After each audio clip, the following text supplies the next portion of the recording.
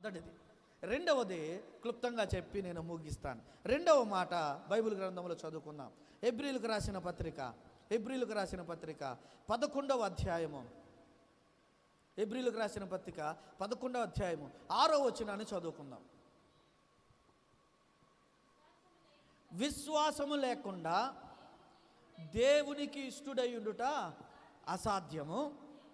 దేవుని యొద్దకు వచ్చువాడు ఆయన ఉన్నాడనియు తనను వెదుకు వారికి ఫలము దయచేయువాడనియు నమ్మవలెను కదా. చాలండి. ఎవరు సమకూర్చుకుంటారు అని అంటే, రెండవదిగా ఎవరైతే విశ్వాసము కలిగి,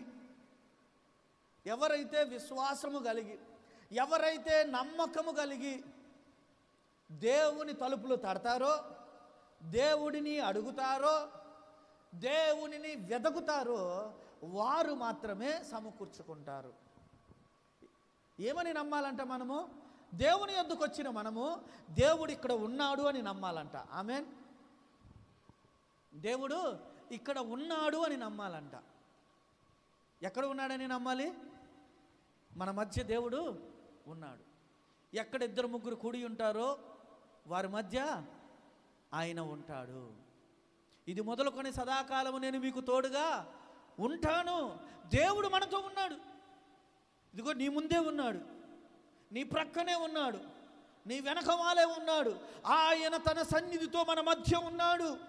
మనము ఆయన యొద్దకు వచ్చాము, ఆయన మనతో ఉన్నాడు.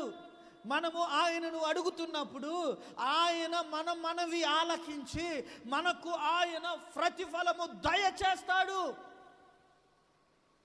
నమ్మాలి, విశ్వసించాలి. దేవుడు మన యొద్ద ఉన్నాడని నమ్మాలి. ఆయనకు ప్రార్థన చేస్తే ఆయన ఫలము దయచేస్తాడు అని నమ్మాలి.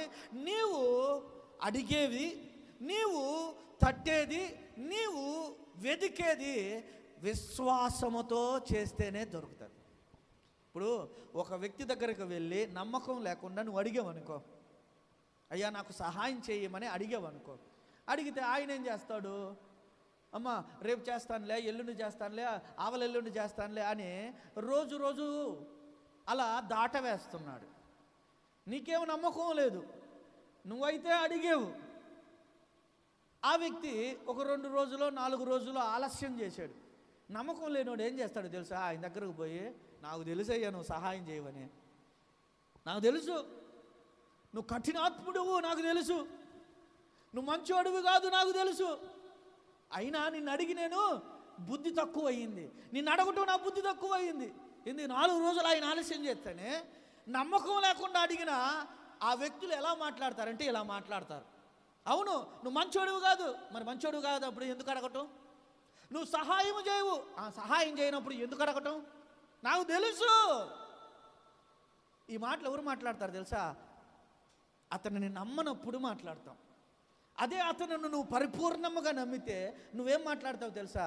అయ్యా నువ్వు తప్ప నాకు ఇంకెవరు సహాయం చేసేవాళ్ళు లేరయ్యా, నేను ఇంకెవరిని అడగలేనయ్యా, నువ్వే నాకు సహాయం చేయగలవు, దయచేసి తొందరగా సహాయం చేయడానికి ప్రయత్నం చెయ్యి అని అడుగుతాం. మనం అతనిని నమ్మినప్పుడు, అతనిని మనం విశ్వసించినప్పుడు అతడే నీకు నాకు సహాయం చేస్తాడు అని నీ నమ్మకము బలమైనదైతే ఆయన దగ్గరికి వెళ్ళి నువ్వేం చేస్తావు తెలుసా? ఆయన ఆలస్యం చేసినా, అయ్యా నాకు నువ్వు తప్ప సహాయం చేసేవారు లేరు, ఒకరోజు ఆలస్యమైనా పర్వాలేదు, నాకు సహాయం చేయ్యా అని అడుగుతావు. ఇప్పుడు ఈ ఇద్దరులో ఎవరు నమ్మకంతో ఉన్నారు అతని మీద, ఎవరు నమ్మకం లేకుండా ఉన్నారు?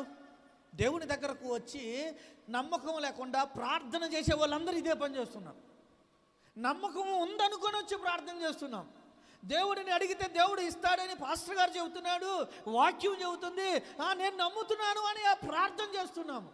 ఒకరోజు ఆలస్యం అయితే, 2 రోజులు ఆలస్యం అయితే దేవుణ్ణి కూడా నిందిస్తున్నాం. నువ్వేం దేవుడు అయ్యా, నువ్వెక్కడున్నావయ్యా, నువ్వు నాకెందుకు సహాయం, నాకు తెలుసు నువ్వు చేయవని.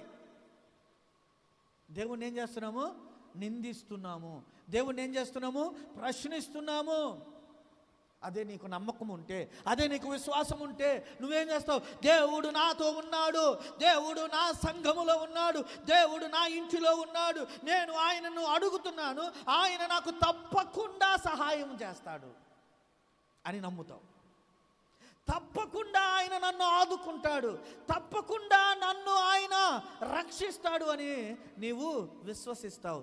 ఎవరు సమకూర్చుకుంటారు అంటే దేవుడిని నమ్మేవారు, ఆయనను అడిగితే దయచేస్తాడు అని విశ్వాసము కలిగిన వాడు నమ్ముతాడు. ఈ మాటలో మనకు అర్థం కావాలి అని అంటే ఒక వ్యక్తి జీవితాన్ని మనము ఆలోచన చేయాలి. ఎవరు అంటే ఆయన పేతురు, జాలరి అయిన పేతురు. జాలరులు ఏం చేస్తారంటే ప్రతి రాత్రి వేళ సముద్రంలోనికి వేటకు వెళతారు. వేటకు వెళ్ళి వారికి ఉన్న వలలను ఆ సముద్రంలో వేసి చేపలను పట్టుకోవటానికి ప్రయత్నం చేస్తారు. వాళ్ళ పని ఎప్పుడు? రాత్రి. వాళ్ళు ఎప్పుడు రెస్ట్ తీసుకుంటారు? పగలు. కొంతమంది మనం ఉద్యోగాలు చేసేవాళ్ళము, మనం పనికి ఎప్పుడు వెళ్తాము? పగలు వెళ్తాం. ఎప్పుడు రెస్ట్ తీసుకుంటాము? రాత్రి రెస్ట్ తీసుకుంటాం. ఈ జాలరులు కొంతమంది సముద్రములో వేటకు వెళ్ళారు. వేటకు వెళ్ళి రాత్రంతా చేపలు పట్టారండి. ఏం చేశారు? రాత్రంతా చేపలు పట్టారు. వారికి ఒక్క చేప కూడా దొరకలేదండి. ఏం దొరకలేదు? ఒక్క చేప. మీరు ఇప్పుడు చేపలు పట్టడానికి వెళ్ళండి, నువ్వు జాలరువు కాకపోయినా, నీకు చేపలు పట్టడం రాకపోయినా, నీవు చేపలు పట్టడానికి ప్రయత్నిస్తే కనీసం చిన్న పక్కైనా దొరకదా? చిన్న చేప పెద్ద చేప ఒక్కటైనా దొరకదా? దొరుకుతుంది. కానీ వారికి ఒక్కటి కూడా దొరకలేదండి. రాత్రంతా ప్రయాసపడ్డారు, ఒక్క చేప కూడా దొరకలేదు. వారు నిరుత్సాహంతో ఉదయాన్నే వారు ఏం చేస్తున్నారంటే ఒడ్డుకు వచ్చి వారి వలలను కడుక్కుంటూ ఉన్నారండి. అప్పుడు ఏం జరిగిందో వాక్యంలో కొన్ని విషయాలు మనము చూద్దాం. లూకాసు వార్తలోనికి వద్దాం. లూకాసు వార్తలో 5వ అధ్యాయం, లూకాసు వార్త 5వ అధ్యాయము, లూకాసు వార్త 5వ అధ్యాయము మొదటి వచనాన్ని చదువుకుందాం. జనసమూహము దేవుని వాక్యము వినుచు ఆయన మీద పడుచుండగా ఆయన గెన్నేసరెతు సరస్సు తీరమున నిలిచెను. చాలండి. వీరు ఒక ప్రక్కన వలలను కడుక్కుంటూ ఉన్నారు. సముద్రపు ఒడ్డున ఆ ధోనిలను ఒడ్డుకు తీసుకొని వచ్చి అదే ఒడ్డు మీద ప్రభు అయిన యేసుక్రీస్తు వారు ఆ ఒడ్డు మీద నిలబడి దేవుని వాక్యమును ప్రకటిస్తూ ఉన్నాడు. దేవుని వాక్యమును ప్రకటిస్తూ ఉన్నప్పుడు జనసమూహము గుంపులుగా ఎవరి దగ్గరికి వచ్చారు? యేసు ప్రభు దగ్గరికి వచ్చారు. కానీ ఈ రోజుల్లో ఆ వాక్యం ప్రకటిస్తున్నప్పుడు ఆ జనసమూహం రావట్లా. అర్థమవుతుందా? విశ్వాసుల సంఘంలోకి రావట్లా. కానీ ఆ రోజుల్లో వాక్యము కొదువుగా ఉంది, వాక్యము కరువుగా ఉంది. దేవుని ప్రత్యక్షతలు అరుదుగా దేవజనులకు వస్తుంది. ఆ దైవజనుడు దేవుని వర్తమానమును పొందుకొని ఆ దేవుడు చెప్పమన్న వాక్యమును ప్రజలకు ప్రకటిస్తూ ఉన్నప్పుడు ఆయన ఎక్కడ ప్రకటిస్తున్నాడు? సముద్రం దగ్గర ఉన్నారా? జనాలు గుంపులుగా సముద్రం దగ్గరికి వెళ్తున్నారు. ఓ అరణ్యములో ఉన్నారా? జనాలు గుంపులుగా అరణ్యంలోనికి వెళ్తున్నారు. ఆయన కొండ మీద ఉన్నాడా? జనాలు గుంపులుగా కొండల మీదకు వెళ్తున్నాడు. ఆయన ఎక్కడ ఉన్నాడు అని ఆయనను వెతుకుతూ ఉన్నవారు జనాలు. యేసుక్రీస్తుని వెతుకుతూ ఉండేవారు. యేసుక్రీస్తు చెప్పే వాక్యాలను విని ఆయన దగ్గర వారి అవసరతలు అడుగుతూ ఉండేవారు జనాలు.